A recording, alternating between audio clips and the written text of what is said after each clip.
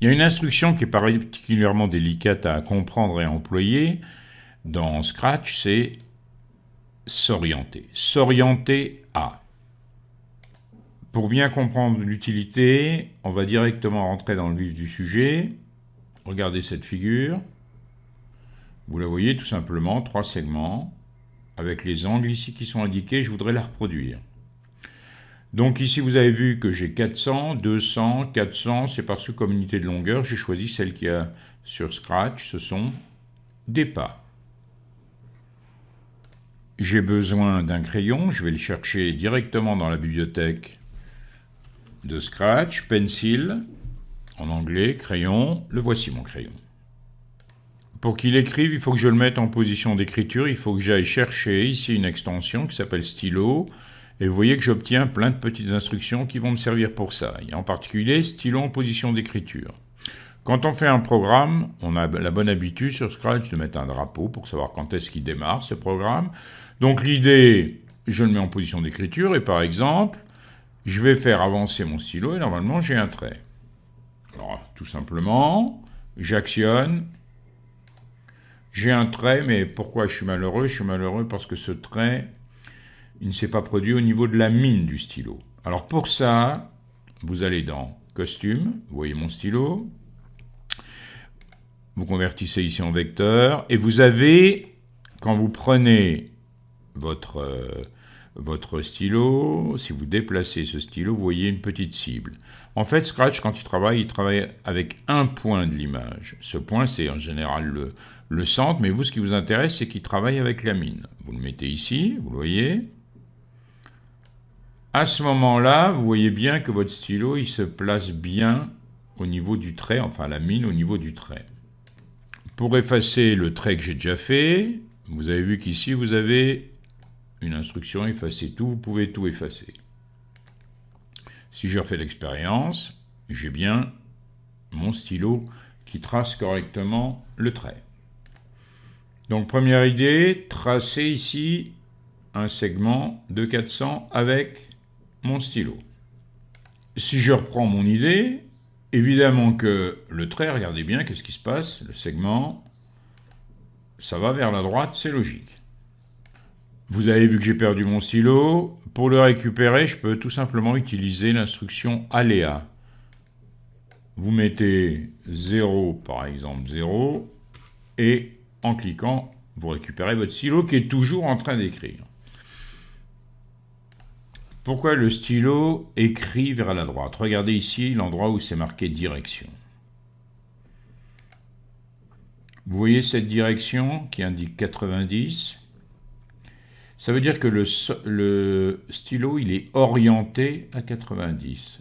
Alors comment ça fonctionne sur Scratch? Regardez bien, ici, je suis orienté, vous avez vu, 0 qui apparaît dans direction. Si je clique sur avancer, regardez ce que fait le stylo, il va évidemment dans cette direction. Si je vais 90, en fait c'est 90 degrés vers la droite. Il est orienté à 90. On démarre de 0 ici. Orienté à 90. Il va aller vers la droite. Si je l'oriente comme ceci, à 135, 137 par exemple, qu'est-ce qu'il va faire? Regardez bien. Il va dans cette direction. Évidemment que si je vais jusqu'à 180, qu'est-ce qu'il va faire mon stylo? Il va me tracer des traits vers le bas. Alors attention, regardez ce qui se passe. Quand je franchis 180, il ne va pas m'écrire 190, il m'écrit des nombres négatifs. Parce que pour Scratch, pour orienter un lutin ou un stylo, quand je vais aller vers la gauche de 0, ça va être des nombres négatifs. Ici, si je l'oriente à moins 90, je suis à moins 90, qu'est-ce qui se passe? On va bien vers la gauche.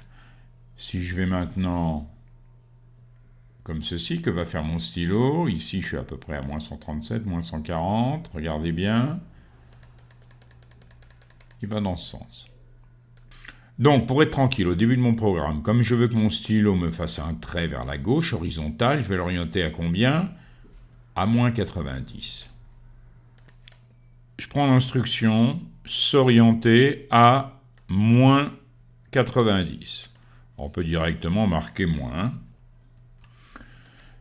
Et avancer à ce moment-là de 400.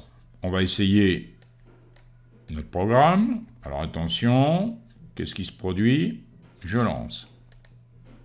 On a bien notre premier segment.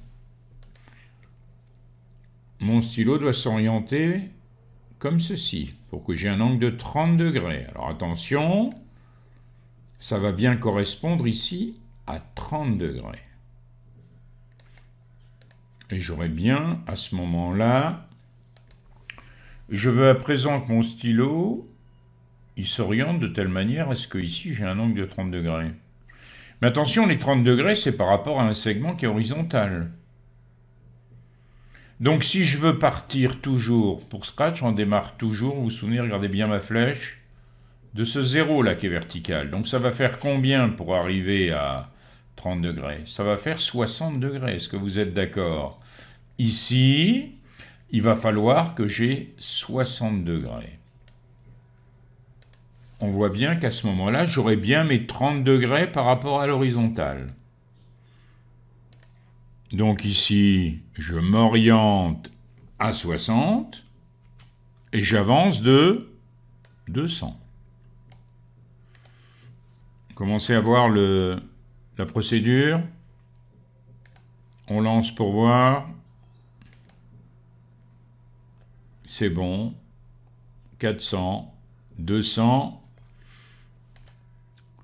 Pour bien voir la succession des opérations, je vais utiliser un petit attendre. Ici, je vais à chaque fois attendre 1 seconde entre chaque trait. Il me reste à faire maintenant. Alors, c'est un peu plus compliqué là maintenant. Pour orienter mon stylo, j'ai besoin de connaître quel angle. J'ai besoin de connaître ici cet angle. C'est celui-là que je veux connaître. Ce sera moins quelque chose, on est d'accord? Alors, comment faire? Bien, si je regarde ici, j'ai un angle droit. Celui-ci, je peux facilement le connaître, il fait combien? 60. Pourquoi? Parce que la somme des angles dans un triangle fait 180.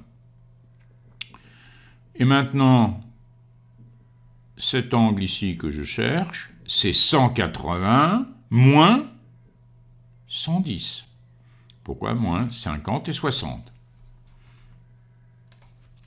Cela me donne ici combien? 70 degrés. Donc c'est vraiment le passage là qui est parfois compliqué, c'est pour trouver, ne pas se laisser avoir par des indications qui sont sur la figure, mais s'intéresser à l'angle qu'on est en train de chercher. Hein. Donc ici, d'après ce qu'on vient de voir, on va s'orienter à combien de degrés? À moins 70. D'accord? Moins 70. Alors regardez, pour aller plus vite, ce que je fais ici, je prends ce bloc, vous voyez, et je vais le dupliquer. Puis je mettrai les bonnes valeurs qu'il faut mettre dedans. Qu'est-ce que je veux mettre? On disait moins 70, alors que je peux directement taper. Et puis avancer de combien? De 400 ce coup-ci. Et on va faire tourner notre programme pour voir ce que ça donne. Alors vous avez remarqué qu'à chaque fois, je suis obligé de remettre le stylo au bon endroit. Eh bien, pour ne pas avoir à le faire à chaque fois, je repère ici X et Y, vous voyez, 193 et moins 98. Et tout au début du programme, je vais marquer aléa. Aléa 193 moins 98. On voit ce que ça donne. Bon, on est assez content. Le seul problème, c'est évidemment ce trait qui est apparu. Pourquoi? Parce que le stylo était en position d'écriture. Il est toujours en position d'écriture. Vous avez vu le trait qui est apparu qui ne m'intéressait pas. En fait, pour résoudre le problème, qu'est-ce que je fais? Je mets ici effacer tout. Et tout de suite après, relever le stylo. Et si je lance, j'obtiens la forme souhaitée.